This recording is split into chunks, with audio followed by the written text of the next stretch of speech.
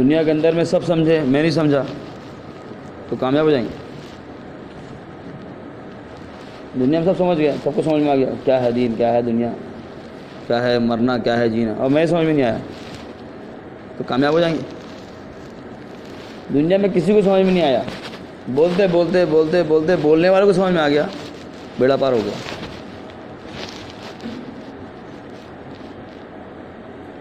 ذرا سامنے تو کیا ہوا کہ میرے بولنے پر مجھے سمجھ میں آ جائے اس لیے بول رہے ہیں۔ مذاکرہ اتنا کرو کہ اندر سے مذاکرہ کی آواز آنے لگے، اتنا مذاکرہ کرو، دل سے، دل کی گہرائیوں سے مذاکرہ کی آواز آنے لگے۔ ارے تجھے مرنا ہے، ارے تجھے مرنا ہے، اس لیے نیکی کرنا ہے، ارے تجھے مرنا ہے۔ جیسے ابھی کتنے کا پلاٹ، اندر سے آواز آئے مذاکرے کی، ارے تجھے مرنا ہے، کہاں الاٹ پلاٹ میں، تیرا گھر ہے نا، اس میں تو رہتا ہے، اس میں تیرا گزارا ہو رہا ہے نا، کنات، پھر کیوں نہیں تجھے کنات، پھر تو الاٹ پلاٹ کے کم کو پڑا ہوا، اپنے دل کو سمجھا۔ اتنا مذاکرہ کرنے والے بن جائیں ہم، اتنا مذاکرہ کس کو بولتے ہیں؟ ارے مذاکرہ کہتے ہیں کس کو؟ ابھی تو مذاکرے کا بھی اپنے کو فہم نہیں کھلا۔ مذاکرہ کہتے کس کو ہیں؟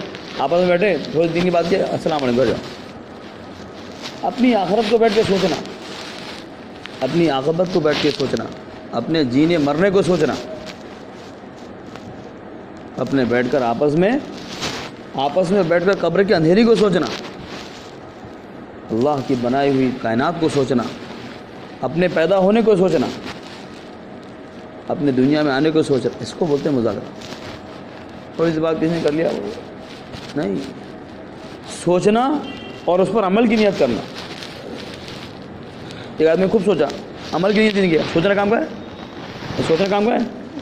مسجد میں آئے، دبا نماز پڑھ رہے، دبا نماز پڑھ رہے، نیت ہی نہیں، او کام کی نماز ہے، پڑھتے رہو نا پوری زندگی، کچھ بھی نہیں ہونے والا ہے، ایک فرض کا ثواب نہیں ملے گا، دو تو چھوڑ دو، دبا سجدے پہ سجدے۔ ارے امام صاحب نے پوچھ لیا کون سی نماز پڑھ رہے ہو؟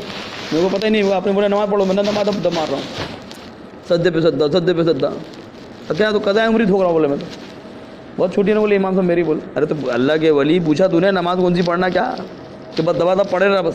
ارے میرے کو کیا مان دو، بولے میں تو بس پڑھ ہی رہا۔ نہیں، مومن جو ہوتا ہے نا وہ بیوقوف نہیں ہوتا، مومن جو ہوتا ہے وہ ہوشیار ہوتا ہے، عقل مند ہوتا ہے۔ اسے اللہ کے نبی نے فرمایا مومن کو ایک سوراخ سے دو بار نہیں ڈسا جا سکتا، حدیث ہے اللہ کے نبی کی مفہوم، مومن کو ایک سوراخ سے دو بار نہیں ڈسا جا سکتا۔ اس سے آپ کیا سمجھ رہے ہیں کہ مومن جو ہوتا ہے وہ بیوقوف نہیں ہوتا، وہ ہوشیار ہوتا ہے۔ دنیا کے معاملے میں نہیں، ہر معاملے میں وہ ہوشیار ہوتا ہے، دین کے معاملے میں، دنیا کے معاملے میں، بچوں کے معاملے میں، رشتوں کے معاملے میں، اخلاق کے معاملے میں، ادب کے معاملے میں، معاشرے کے معاملے میں، معاملات کے معاملے میں، عبادات کے معاملے میں، ایمانیات کے معاملے میں، شرک کے معاملے میں۔ مومن جو ہوتا ہے وہ جو ہوتا ہے نا وہ چوکنا ہوتا ہے، یہ نہیں کہیں بھی چلتا پھرتا شرک کر دیا اور اپنے ایمان میں چھوڑ کے آ گیا اور سوچ رہا میں تو مسلمان ہوں، وہ مومن کہاں ہے؟ معاشرے کے اندر میں کر رہا ہے کام اور معاشرے کے اندر میں دین کو اس نے وہیں ادھیڑ دیا اور سوچ رہا میں تو سب مسلمان ہوں۔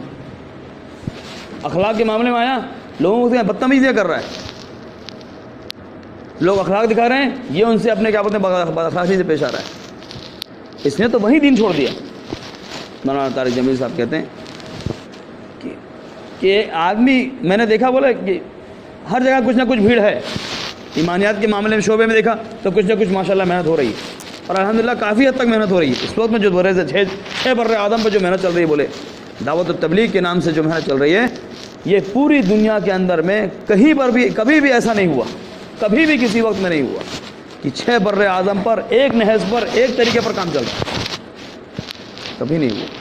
یہ پہلی مرتبہ اللہ تعالیٰ نے کرایا، اور کرایا اس لیے ہے کہ اللہ کو دنیا میں انقلاب لانا ہے۔ وہ دور آنے والا ہے کہ اللہ کے نبی کی جو حدیث ہے، جس کا مفہوم ہے کہ اسلام ایک دن غالب ہو کر رہے گا، ہر کچے پکے گھر تک داخل ہو کر رہے گا، وہ دور آ رہا ہے، چھٹنی بھی ہوگی اس میں، کام والے رہیں گے، نام والے کٹ، کام والے رہیں گے اور نام والے کٹ۔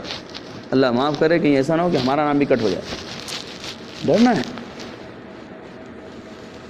تو فرمایا کہ ایمانیات کے شعبے میں بھی کچھ نہ کچھ تو محنت ہو رہی ہے. عبادات کے اندر بھی الحمدللہ بچوں کے نوجوانوں کے چہروں میں داڑھی آ رہی ہے. مسجدیں الحمدللہ کچھ نہ کچھ آباد ہے. زکوٰۃ کی بھی لوگ فراوانی الحمدللہ ہو گئی. پہلے کے مقابلے ابھی بہت زکوٰۃ لوگ دینے لگے, بہت لوگ صدقات کرنے لگے, خیرات کرنے لگے. فرمایا معاملات کے معاملے میں بھی لوگ اپنے معاملات کو درست کر رہے ہیں. لیتے ہیں تو دینے کی فکر کر رہے ہیں, ایک دوسرے کو ستاتے نہیں ہیں, فوراً دینے دیر سویر دینے کی نیت کرتے ہیں کہ نیت دیں گے انشاءاللہ اس کے پاس. اور معاشرے کے اندر میں بھی کچھ نہ کچھ دین آ رہا ہے. لوگ اپنے بچوں کے نکاح مسجد میں کر رہے ہیں, ولیمہ سنت طریقے بھی کر رہے ہیں, کوشش کر رہے ہیں کہ کھانا اللہ والے کھائیں, نیک لوگ متقی لوگ میرا کھانا کھائیں میرے گھر کا. لیکن فرمایا ایک شعبہ پورا کا پورا خالی. کون سا شعبہ ہے وہ؟ تو اخلاق والا شعبہ پورا خالی. اس میں جا کے دیکھا بولے تو کچھ بھیڑ ہی نہیں, بولے اس میں تو لائن بھی نہیں لگا رہے لوگ. اور بتائیں دین بیان سے نہیں پھیلتا. دین جو ہے, دین معاملات کرنے سے بھی اتنی تیزی سے نہیں پھیلا. اللہ کے نبی صلی اللہ علیہ وسلم کے معاملات کیسے تھے معلوم؟ لوگ امانتیں رکھواتے تھے. جب اللہ کے نبی نے اعلان نہیں کیا تھا نبوت کا, لوگ امانت رکھواتے تھے. آپ تو امین ہیں, رکھیے ہمارے, آپ تو صادق ہیں, سچے ہیں, رکھیے ہماری امانت. کہ صاحب اللہ کے نبی میں ایسے کہہ رہا ہوں, ہاں آپ تو بالکل سچے ہیں, آپ کہیے, آپ کی بات سنی جائے گی, آپ کہیے. اور معاشرہ بھی اس ٹائم میں اچھا ہی بنانے کی اللہ کے نبی صلی اللہ علیہ وسلم نے کوشش کی, محنت کی. سب کچھ تھا, لیکن سب سے زیادہ کس کا افیکٹ پڑ رہا تھا بولو؟ ہم سب جانتے ہیں. سب سے زیادہ جو اثرات چھوڑ رہے تھے وہ کیا تھے معلوم؟ اخلاق تھے. سب سے زیادہ اثرات چھوڑنے والے. آپ دیکھ لیں نا تو کر کے حضرت علی کا واقعہ دیکھ لو. آپ حضرت علی کہہ رہے ہیں یہ زیرہ میری ہے, یہودی کہہ رہا ہے زیرہ میری ہے. اب کیا کام آ رہا ہے یہاں پر؟ ارے بولو نا, یہودی کیا دیکھ رہا ہے؟ اخلاق دیکھ رہا ہے. قاضی کی کیا بولتے ہیں, قاضی کی قضات دیکھ رہا ہے. قاضی قضات کی کیا بولتے ہیں, اس کی کیا بولتے ہیں, فیصلوں کو دیکھ رہا ہے. اللہ کے نبی صلی اللہ علیہ وسلم لیٹے ہوئے ہیں. آج تو کوئی مائی کلال ہے جو ہمارے عزت پر تھوڑا سا چیرا بھی لگا دے, اور کوئی ہمارے کیا بولتے ہیں چیٹی لگا دے ہمارے پیچھے. ارے باپ, ہم سے بڑا کوئی ہے کیا؟ ابھی میں بھی اس کو بھی ابھی دبک دوں گا, بولے بھی میرے سامنے مسل دوں گا, بولے چیٹی جیسے کچھ بھی لگتا, بولے تمہیں ہمیں مارنا تو بہت دور کی بات, میری پرچھائی کو چھو کے بتا دینا بولے تو بتا دوں گا. ہاں, ہمارے اندر ایسے تیور ہیں, ہمارے جذبات ہیں, اور سوچ رہے ہیں کیا معلوم یورپ میں دین پہنچ جائے, امریکہ کلمہ پڑھ لے, ٹرمپ کل ہمارے 4 مہینے میں آ جائے. ہاں, ہماری تمنا یہ ہے الحمدللہ. اور پرچھائی کو چھو کے بتا دے, ارے باپ,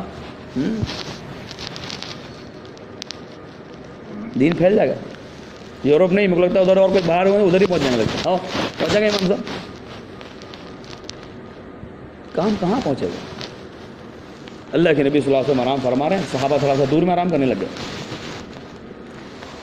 ایک پکا کافر, کٹر, ایک دم کٹر پنچ جس کو بولتے ہیں, ایک دم حضور پاک صلی اللہ علیہ وسلم کے سینے مبارک پر سوار ہو گیا, اور تلوار نکالا اس نے, اور کیا کہہ رہا ہے, محمد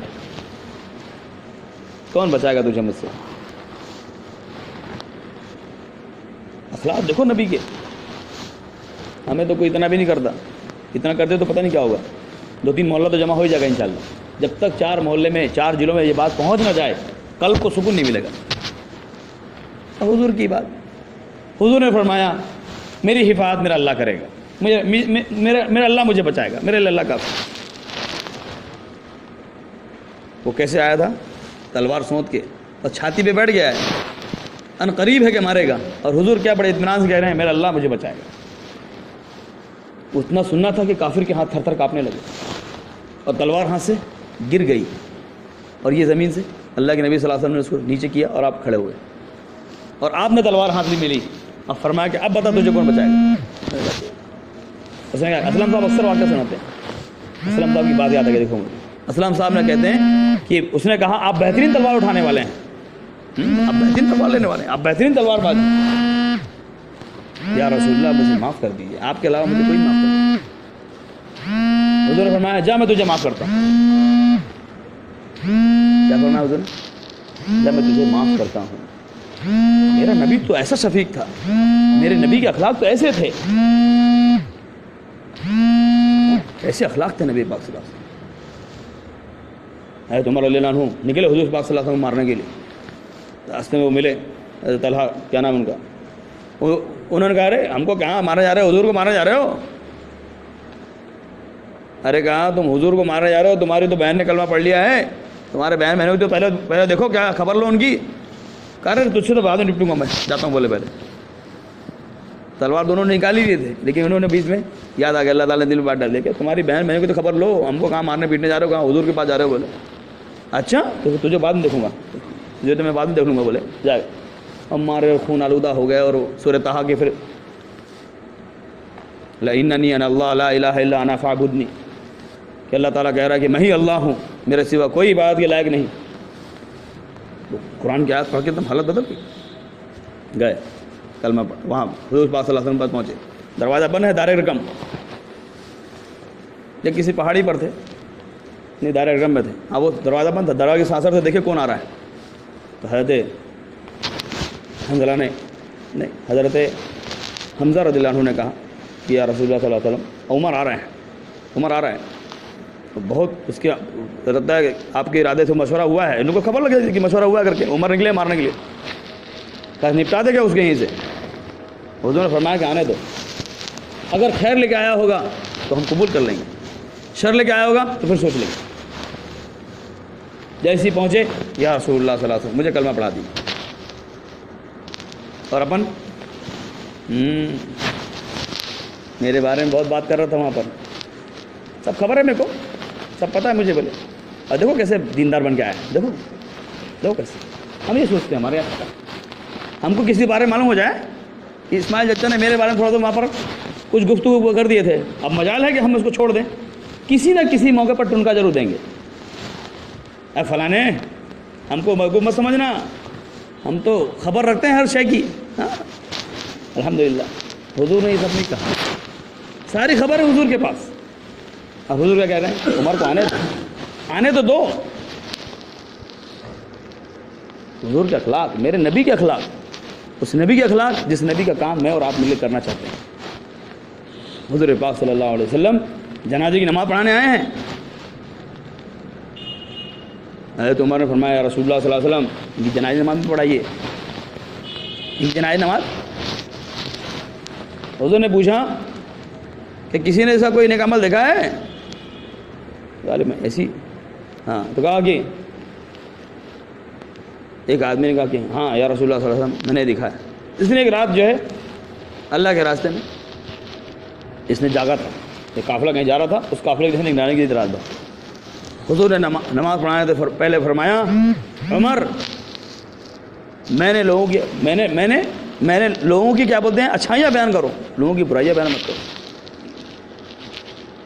اور آپ نے فرمایا کہ میں گواہی دیتا ہوں کہ میں اللہ کا نبی گواہی دیتا ہوں کہ تو جنت میں جائے گا. اور نماز پڑھائی آپ نے سے فرمایا لوگوں کی برائیاں بیان مت کرو, لوگوں کی اچھائیاں بیان کرو, ڈھونڈ کے بیان کرو.